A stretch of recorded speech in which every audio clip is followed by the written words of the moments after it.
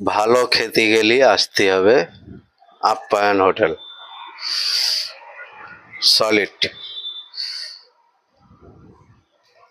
সলিডের আশা করতে গেলে আপ্যায়ন হোটেল মনে করতে হবে।